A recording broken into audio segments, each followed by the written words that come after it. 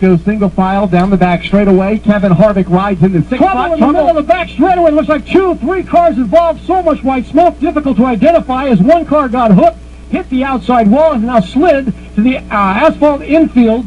Still too much white smoke to make a call on the car. Danica Patrick, one of those cars. Ricky Carmichael involved, the second car that he has tore up this weekend. Also, Ricky Stenhouse Jr. in the Roush Fenway Ford also goes around among several other cars, but those 3 cars, a lot of damage. All 3, though, are able to pull away under their own power, but all heavily damaged for Danica Patrick, Ricky Stenhouse Jr., and Ricky Carmichael. 3 drivers who really needed a good run here this afternoon. We've been bragging about all 3 this afternoon, Stenhouse, Carmichael, and Danica Patrick.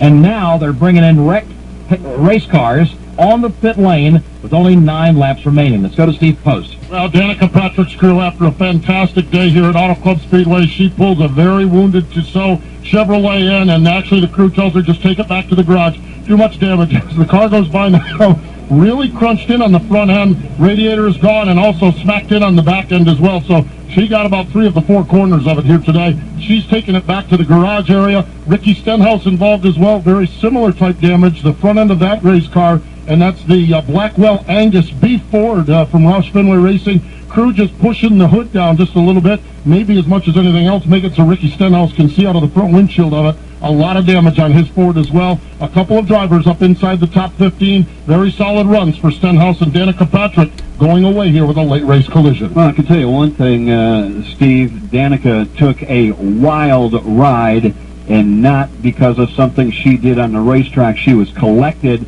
That car went around 360 degrees, front end into the outside retaining wall, back into the outside retaining wall, and that car was all 4 tires off the ground, flying through the air. It landed on all 4. Alex Hayden, what a wild ride for Danica. Yeah, no question. This car is absolutely used up at both ends of the front of it and the back of the black and red Tissot Chevrolet. Not much left of this race car, but she is able to drive it all the way back here, fluid, all kinds of sheet metal trailing from behind it.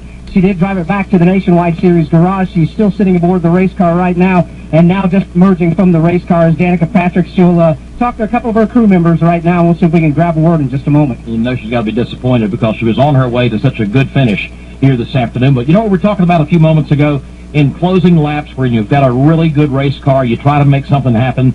I don't know exactly, Kyle, Ricky, what happened as they approached you over there in turn number 3, but apparently somebody tried to do something that didn't work. It was a wild run off of turn number 2 for Danica Patrick, and they simply ran out of room off the corner. It looked like she got hooked off of turn number 2, went nose first into the outside wall, and that's when the car became airborne. Ricky Stenhouse Jr. and Ricky Carmichael simply trying to avoid. Among 5 or 6 other cars, they too ran out of room and caught the inside wall on the back straightaway. Simply not enough room on a racetrack in which you would think you would have plenty of room, 5 lanes wide, but like we talked about all afternoon, when it gets toward the end of the race, everybody gets up on the wheel and just simply ran out of racing room off of turn 2 a moment ago. And Alex, apparently Danica's not interested in talking right now. Not at the moment, and you can imagine she had her best career NASCAR day going today, and ended up in a big heap of pile of junk back here in the Nationwide Series garage. She is okay. She climbed out of the race car, and Danica normally gets rather feisty when things don't go her way, and that's exactly the way I would describe her right now. She just came back, climbed out of the race car. A couple of the NASCAR officials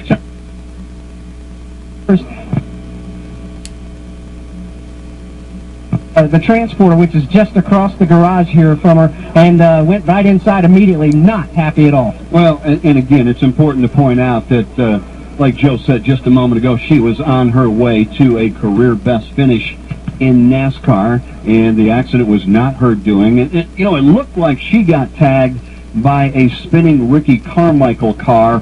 What got Ricky spinning, that's hard to say. It looked like for sure that he was tagged from behind. Question is, how that all unfolded.